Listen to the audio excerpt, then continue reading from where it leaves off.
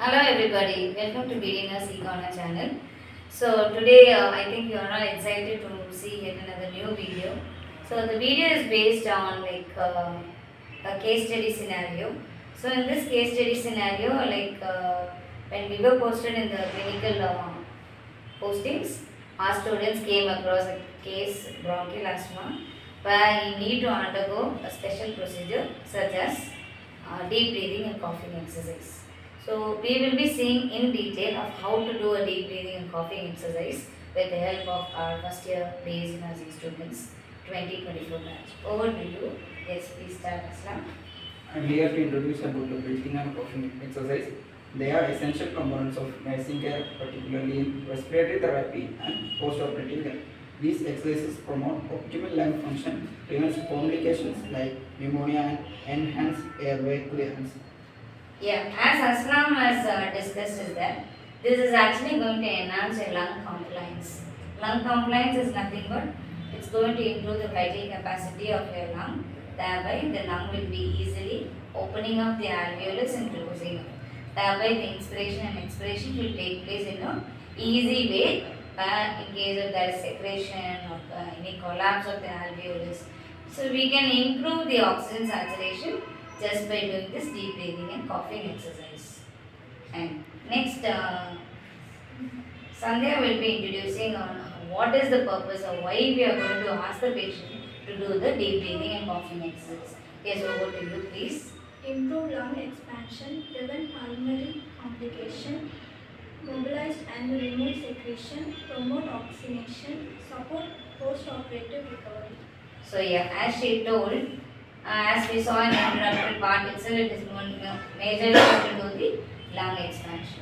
So here the lung expansion, when it is improving, naturally it is going to prevent all the pulmonary complications.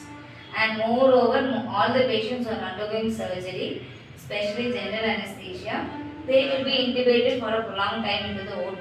So in this hospital, we are coming across many ortho cases, where the case may end up from 3 to 4 hours, or some cases even 4 to 6 hours, if it is a brain or spinal cord involvement.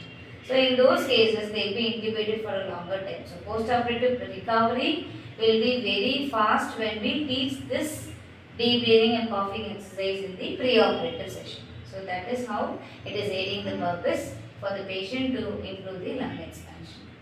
Next, can you please read on to the or discuss on to the types of deep breathing and coughing exercise?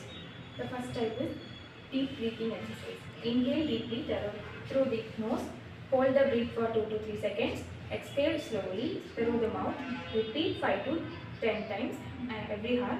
Purpose expand alveoli and improve oxygenation. So, sorry, it is not alveoli, it is alveolus. So here what happens here is that we are going to ask the patient to inhale through the nose slowly, very slowly. They have to feel the breath, okay, whatever they are taking in. So when they are inhaling, tell them some counts, maybe 1 to 3 counts or 0 to 3 seconds. Then after that, we are telling the patient to hold the breath for again another 3 seconds. Then after holding the breath, they will be slowly exhaling through the mouth. So it's going to take place through the nasopharynx. It's going, all the oxygen and air is going into the alveolus. Then through the oropharynx, the patient is going to exhale. So that is only deep breathing and deep breathing exercise. And the next type of exercise is, please. Next one is diaphragmatic breathing. We should advise the patient to place one hand on the chest and one on the abdomen and ask them to inhale deeply through the nose so the abdomen rises and exhale through the pursed lips while the abdomen falls. The purpose is to encourage the use of diaphragm instead of accessory muscles. So here the patient is going to do it in a conscious way. So in a plain deep breathing, the patient is not aware whether they are in the right pose or whether they are doing the technique in a right way. But when you explain like this diaphragmatic breathing, you are going to ask the client to place one hand on the thorax or on the chest, the other hand on the abdomen.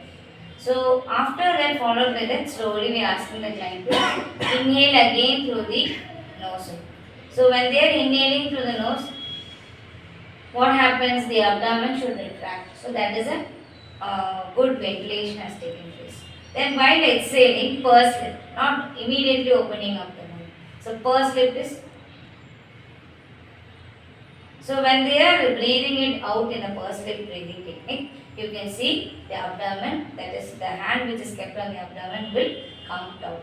So that is how the movement of the hand will tell us whether the patient is using the diaphragm or the patient is using accessory muscles. So sternocleidomastoid muscle, anal, that is nasal ala, all these are accessory muscles. So these muscles should not be used during the inspiration and expiration when they are doing the breathing technique. They have to use only the diaphragm. So diaphragm we cannot directly feel. So instead it is indirectly giving us a message like when the abdomen is in, you can know that the patient is having good exhalation. And when the abdomen is out, the patient is having good inhalation. Yeah. Then next is Pulse lip, pursed lip. inhale swelling those the nose. Exhale swelling those pulse lip. Pursed lip. Inhale those be lungs then inhale. Yeah. So as she told, we have to ask the patient to inhale slowly through the nose with a count of 1, 2. Then slowly, like you can ask the patient 1, 2, they have to hold the breath. Then when they are exhaling with pursed lip breathing, 1, 2, 3, 4, 4 counts. Like this 5 to 6 times they can do per day, or twice a day 5 to 6 times they can repeat this exercise to improve the lung volume expansion. Next is coughing exercise. Control the coughing. Take a deep breath. Hold it for few seconds. Cough forcefully using abdominal muscle. Purpose: help you mobilize and remove mucus from lungs. So here we are going to tell the patient to cough. So actually cough is a good reflex. So as Aslam has coughed now. So now actually he is having the lung irritation. So due to the irritation, the lung is trying to exhale something from the passages, air passages. But in case of there is a narrowing of the air passage or there is a thick secretion in the air passage, this cough reflex will be stimulated. But why do we ask the patient to do the cough is that in case if there is any blockage, if there is any narrowing of these air passages, this cough reflex will stimulate the patient to open up the airway. So when the airways are again opening up by this coughing technique, again the airway, that is all the oropharynx, nasopharynx, larynx and the trachea and bronchioles, everything will try to open up, reopen up again. That's the reason we tell the patient to do coughing exercise. Next one. Nursing responsibility.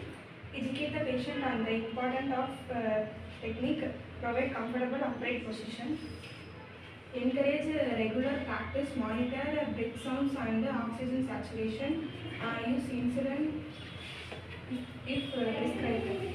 So what they are saying is that as a nurse, we have to closely monitor. The first thing is that before you start the deep breathing and coughing exercise, check the pulse rate or the vitals, especially saturation as well. So if the patient is desaturating, never try to do these exercises. Let us improve his saturation level. Once the saturation is gained up to 90%, then slowly ask the patient to do this in twice a day BD, and it can be done 5 to 6 times at once. Once if they are starting in the morning 8 a.m., then in the 8 p.m. they have to do again 5 to 6 times the same techniques, and all these techniques can be used. There are some other breathing techniques where we call it as coordinated breathing. So in this coordinated breathing, what they do is that we are going to give the importance of these inhalation and exhalation technique, especially if the patient is going for a strenuous activity. Strenuous activity means like when they are climbing the stairs or they are going for a jogging, running, cycling, skipping. So any hard work they are doing. So during that time, the patient may develop shortness of breath. So when they develop the SOB, immediately you have to teach the client that no need to worry, reduce the anxiety level by doing the slow deep breathing and coughing exercises, which will relax all the muscles and the lung compliance will be improved. So is there any doubt on this deep breathing and coughing exercise? So will you be able to apply onto your patient? Yes, ma'am.